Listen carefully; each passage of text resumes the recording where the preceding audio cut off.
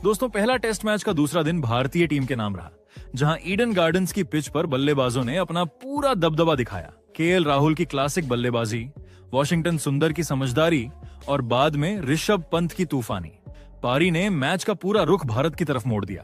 दूसरी ओर दक्षिण अफ्रीका की टीम भारतीय एक गेंदबाजी के सामने लगातार जूझती नजर आई। जसप्रीत बुमराह, जडेजा और कुलदीप की धारदार गेंदों ने विरोधी टीम को शुरू से ही दबाव में डाल दिया। दूसरे दिन का खेल रोमांच, उतार चढ़ाव और भारत के शानदार प्रदर्शन की मिसाल बन गया। दोस्तों, मैच का टॉस दक्षिण अफ्रीका ने जीता और पहले बल्लेबाजी का फैसला किया। उन्हें उम्मीद थी कि वे अच्छी शुरुआत करेंगे और मैच पर पकड़ बना पाएंगे, लेकिन ऐसा हुआ नहीं। दक्षिण अफ्रीका की टीम पहले दिन संघर्ष करती नजर आई। दक्षिण अफ्रीका की पूरी टीम महज 159 रन बनाकर आउट हो गई। 200 रन के करीब भी नहीं पहुंच पाई। सबसे ज्यादा रन ओपनर एडन मार्करम ने बनाए, जिन्होंने 31 रन बनाए, लेकिन कोई भी बल्लेबाज बड़ी पारी नहीं खेल पाया। इस पारी में कोई भी खिलाड़ी अर्धशतक भी नहीं बना सका। दूसरी ओर भारत के गेंदबाजों ने जबरदस्त प्रदर्शन किया। खासकर जसप्रीत बुमराह ने 14 ओवर गेंदबाजी कर मात्र 27 रन देकर 5 विकेट झटके। पहले दिन का खेल खत्म होने तक भारत ने एक विकेट खोकर 37 रन बना लिए थे। यशस्वी जायसवाल 12 रन बनाकर आउट हुए थे। दूसरे दिन भारत की टीम ने अपने स्कोर को एक विकेट पर 37 रन से आगे बढ़ाना शुरू किया। केएल राहुल और वॉशिंगटन सुंदर ने मिलकर बल्लेबाजी संभालनी शुरू की। दोनों ने बहुत ही संयम से खेलते हुए विकेट बचाए और रन बनाने की कोशिश की। 27वें ओवर में टीम इंडिया ने अपना 50 रन पूरा किया। दक्षिण अफ्रीका के गेंदबाज कॉर्बिन बॉश और केशव महाराज अच्छी गेंदबाजी कर रहे थे। दोनों गेंदबाजों ने भारतीय बल्लेबाजों को दबाव में रखने की कोशिश की, लेकिन राहुल और सुंदर ने भी अच्छा प्रदर्शन किया। वे बीच बीच में चौके और छक्के लगाते रहे। खासकर वॉशिंगटन सुंदर ने महाराज की गेंद पर एक शानदार छक्का भी लगाया, जो दर्शकों के बीच चर्चा का विषय बन गया। लेकिन इसी के बाद एक बड़ा झटका लगा। वॉशिंगटन सुंदर अगले ही ओवर में आउट हो गए। ये विकेट हेमर ने लिया। हेमर ने अपनी पहली 2 गेंदें बहुत अच्छी फेंकी। पहली गेंद पर सुंदर चूक गए और दूसरी गेंद पर उनकी बल्ले से गेंद छूट गई और गेंद स्लिप में खड़े मार्करम के हाथों में चली गई। सुंदर 29 रन बनाकर आउट हुए। उन्होंने अपनी पारी में 2 चौके और 1 छक्का लगाया। इस विकेट से भारतीय टीम थोड़ा दबाव में आ गई। सुंदर के आउट होने के बाद कप्तान शुभमन गिल बल्लेबाजी के लिए आए। उन्होंने शुरुआत अच्छी की और अपनी तीसरी गेंद पर चौका लगाया। गिल ने आक्रामक खेल दिखाया और जल्दी रन बनाने की कोशिश की, लेकिन इसी बीच दुर्भाग्य से गिल को चोट लग गई। उन्होंने एक शॉट खेला जिसमें गर्दन में दर्द महसूस हुआ। फिजियो उनकी मदद के लिए आए और गिल मैदान छोड़कर वापस ड्रेसिंग रूम चले गए। उनकी चोट से टीम और फैंस दोनों चिंतित हो गए। शुभमन गिल के बाहर जाने के बाद ऋषभ पंत बल्लेबाजी के लिए आए। पंत के आते ही भारत की रणगति बढ़ गई। उन्होंने मैदान में आते ही जोरदार बल्लेबाजी शुरू कर दी। पहले केएल राहुल ने महाराज की गेंद पर कदम बाहर निकालकर मिड ऑन के ऊपर से छक्का लगाया। इसके बाद पंत ने महाराज की गेंद पर एक चौका और 1 छक्का लगाया। दोनों बल्लेबाजों ने मिलकर टीम को मजबूत स्थिति में पहुंचाने की कोशिश की, लेकिन फिर 40वें ओवर में महाराज ने वापसी की। उन्होंने केएल राहुल को आउट कर दिया। राहुल 39 रन बनाकर आउट हुए। उन्होंने 4 चौके और 1 छक्का लगाया था। राहुल का विकेट गिरना भारत के लिए बड़ा झटका था।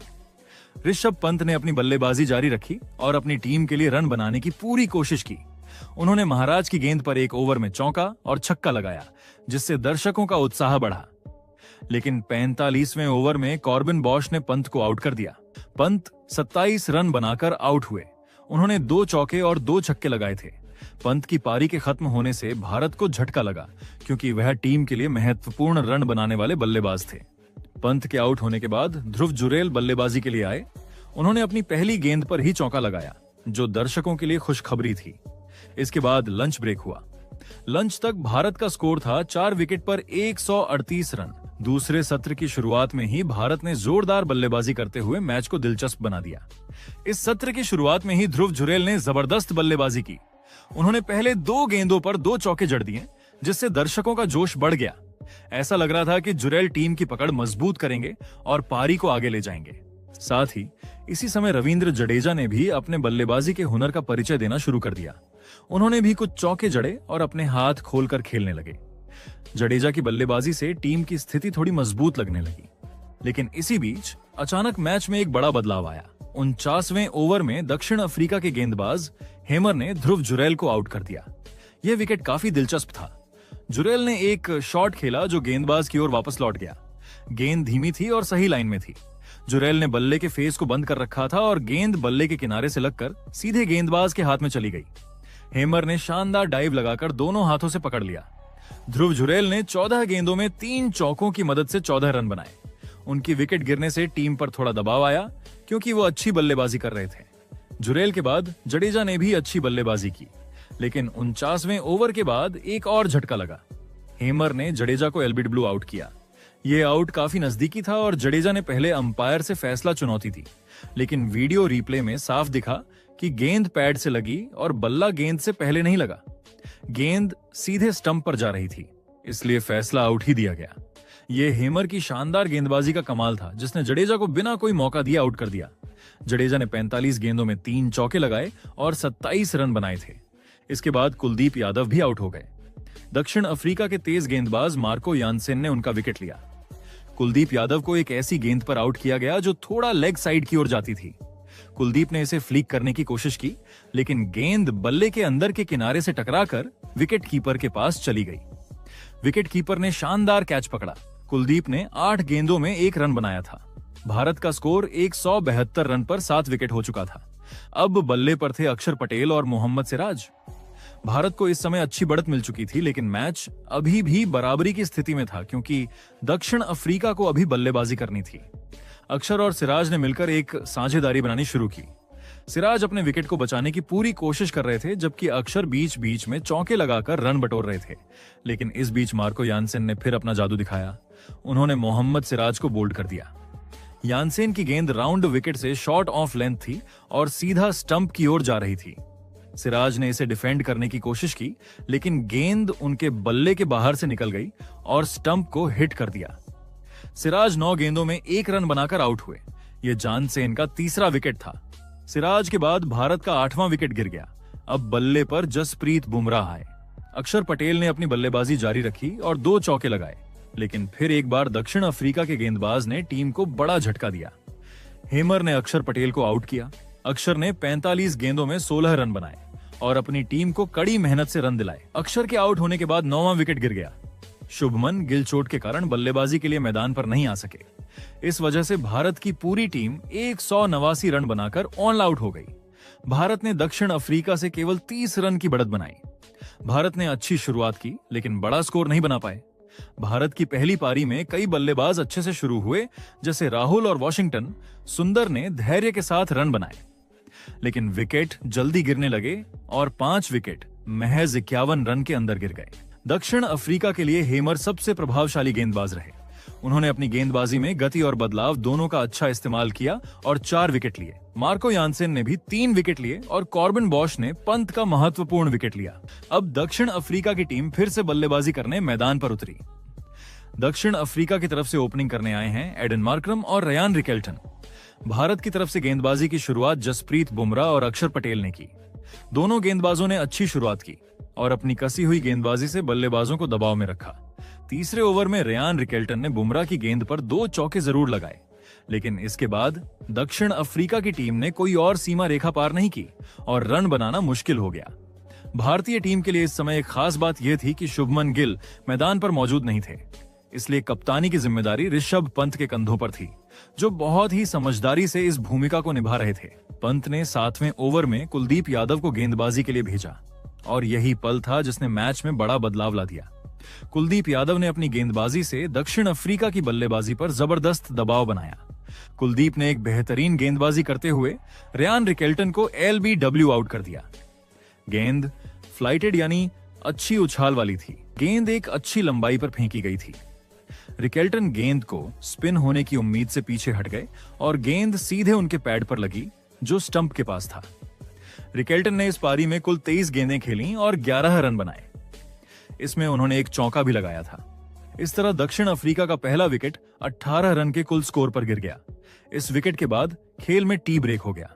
टी ब्रेक के बाद जब तीसरा सत्र शुरू हुआ तो ऐसा लगा कि दक्षिण अफ्रीका इस बार ज्यादा संभलकर बल्लेबाजी करेगा, लेकिन सत्र शुरू होते ही भारत को बड़ी कामयाबी मिल गई।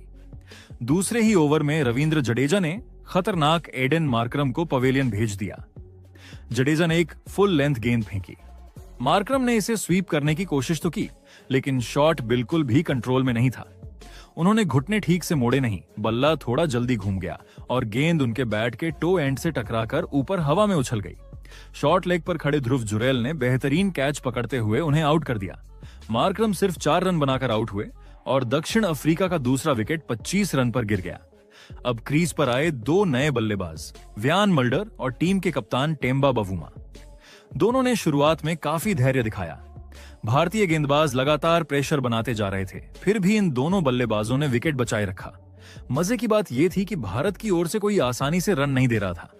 लगभग हर ओवर में डॉट गेंदें बढ़ती जा रही थीं और सीमा रेखा का शॉट तो मानो गायब ही हो गया था। लेकिन यह शांति ज्यादा देर नहीं चली। 17वें ओवर में फिर से आया जडेजा का जादू। व्यान मल्डर, जो लग रहा था कि अच्छी लय पकड़ रहे हैं, अचानक एक ऐसी गेंद का शिकार हो गए जिसका जवाब किसी बल्लेबाज के पास नहीं होता। गेंद पिच पर गिरते ही उछली और हल्का सा घूम भी गई। मल्डर पीछे हटकर डिफेंस करने की कोशिश कर ही रहे थे कि गेंद उनके बल्ले का किनारा लेती हुई सीधा विकेट कीपर ऋषभ पंत के दस्तानों में चली गई। उन्हें 11 रन पर आउट होना पड़ा, लेकिन असली झटका तो अभी बाकी था। उसी ओवर की अगली ही गेंद पर आए नए बल्लेबाज टोनी डे जॉर्जी। उन्हें तो मैदान पर आए 2 गेंदें भी नहीं हुई थीं कि जडेजा ने तुरंत उन्हें भी चलता कर दिया। जडेजा ने राउंड विकेट गेंद फेंकी। गेंद तेज थी, लेंथ बिल्कुल सही थी और सीधे मिडिल और लेग की दिशा में आकर थोड़ी ऊपर उछल गई। डे जॉर्जी ने सोचा कि इसे आसानी से ऑन साइड खेल देंगे, लेकिन गेंद ने उन पर उछलकर धोखा दे दिया। गेंद उनके दस्ताने और जांग से लगकर शॉर्ट लेग पर खड़े जुरेल की ओर लपकी और जुरेल ने फिर से बेहतरीन कैच पकड़ लिया। डे जॉर्जी सिर्फ 2 रन बनाकर आउट हो गए। अब दक्षिण अफ्रीका का स्कोर था 40 रन पर। की पिच पर जडेजा मानो दक्षिण अफ्रीका पर अकेले ही भारी पड़ रहे थे। दक्षिण अफ्रीका की उम्मीद अब नए बल्लेबाज ट्रिस्टन स्टब्स पर टिक गई थी। उन्हें किसी तरह साझेदारी बनानी थी और टीम को संभालना था, लेकिन जडेजा की गेंदबाजी आज किसी तूफान से कम नहीं थी। 23वें ओवर में जडेजा ने फिर करिश्मा दिखाया। उन्होंने गेंद को थोड़ा चौड़ा एंगल से फेंका, जिससे गेंद हवा में अंदर की ओर बहाव लेते हुए आई। स्टब्स ने सोचा कि वे शायद इसे आसानी से खेल लेंगे, लेकिन गेंद ने पिच पर गिरते ही तेजी से घूमकर उनके ऑफ स्टंप की ओर रुख कर लिया। स्टब्स बैकफुट पर थे। उन्हें लग रहा था कि उन्होंने एंगल कवर कर लिया है, लेकिन गेंद उनके बल्ले को चीरती हुई सीधी टॉप ऑफ स्टंप उड़ा ले गई। स्टब्स हक्का बक्का होकर पीछे मुड़े, जैसे यकीन ही ना हो कि गेंद इतनी खराब लग रही पिच पर इतनी घातक तरीके से घूम सकती है। लेकिन जडेजा की गेंदबाजी आज किसी जादू से कम नहीं थी। स्टब्स 5 रन बनाकर बोल्ड हो गए और जडेजा ने अपना चौथा विकेट झटका। अब दक्षिण अफ्रीका का स्कोर था 60 रन पर 5 विकेट। 60 रन पर आधी टीम आउट होने के बाद दक्षिण अफ्रीका पूरी तरह से दबाव में आ चुका था। अक्षर पटेल ने इसके बाद दक्षिण अफ्रीका को एक और बड़ा झटका दे दिया। काइल विरेन ने बिना वजह जोखिम भरा शॉट खेलकर अपनी विकेट गंवा दी। अक्षर की सीधी विकेट टू विकेट फेंकी गई गेंद पर विरेन घुटनों के बल नीचे आए और एक जोरदार स्विंग लगाने की कोशिश की, लेकिन उनका बल्ला गेंद से काफी दूर रह गया। शॉट पर बिल्कुल कंट्रोल नहीं था और गेंद सीधे मिडिल स्टंप उड़ा गई। विरेन 16 गेंदों में 9 रन बनाकर बोल्ड हुए। इस तरह दक्षिण अफ्रीका का स्कोर 75 रन पर 6 विकेट हो चुका था और टीम और ज्यादा दबाव में आ गई। अब क्रीज पर आए मार्को यानसेन, जिन्होंने आते ही अक्षर पटेल की गेंद पर लॉन्ग ऑन के ऊपर से एक शानदार छक्का झड़कर दबाव थोड़ा कम किया। यह शॉट टीम के लिए राहत जैसा लगा, लेकिन भारतीय स्पिनर अक्षर और जडेजा लगातार दक्षिण अफ्रीका के बल्लेबाजों पर शिकंजा कसकर रखे हुए थे। रन बनाना बेहद मुश्किल हो चुका था और हर ओवर टीम इंडिया के पक्ष में जाता दिख रहा था। यानसेन थोड़ी देर तक टिके रहे, लेकिन ज्यादा देर तक भारतीय गेंदबाजी के सामने टिक नहीं सके। इसके बाद गेंदबाजी करने आए कुलदीप यादव, जिन्होंने आते ही मैच में एक और बड़ा मोड़ ला दिया। कुलदीप ने यानसेन को एक शानदार रणनीति से आउट कराया। पंत ने कुलदीप से राउंड विकेट गेंदबाजी करने को कहा, जिससे एंगल बल्लेबाज के लिए मुश्किल हो गया। कुलदीप को यानसेन ने स्लॉग स्वीप खेलने का प्रयास किया, लेकिन टाइमिंग बिगड़ गई और गेंद बल्ले के टॉप एज से लगकर विकेट कीपर पंत के पास से निकलते हुए स्लिप में खड़े केएल राहुल के हाथों पहुंच गई। राहुल ने बाईं तरफ डाइव लगाकर बेहतरीन कैच पकड़ा। ये कैच इतना तेज और मुश्किल था कि कई बार ऐसे मौके छूट जाते हैं, लेकिन राहुल ने इसे शानदार फुर्ती से लपक लिया। यानसेन 16 गेंदों में 13 रन बनाकर आउट हुए, जिसमें एक छक्का शामिल था। इसके साथ दक्षिण अफ्रीका का स्कोर 93 रन पर 7 विकेट हो गया उधर कप्तान तेम्बा बाउमा ने दूसरी ओर से संघर्ष जारी रखा हुआ था। वे संभल कर खेल रहे थे, विकेट बचा रहे थे और समझदारी से बल्लेबाजी करते हुए टीम को आगे बढ़ाने की कोशिश कर रहे थे। बावुमा 29 रन बनाकर नाबाद थे और टीम की आखिरी उम्मीद बने हुए थे। इसी बीच दिन का खेल भी समाप्त हो गया। दूसरे दिन का अंत दक्षिण अफ्रीका के लिए बेहद निराशाजनक रहा। टीम सिर्फ 93 रन पर 7 विकेट खो चुकी थी और पूरी तरह भारत की पकड़ में थी। कप्तान बावुमा अभी भी क्रीज पर टिके थे, लेकिन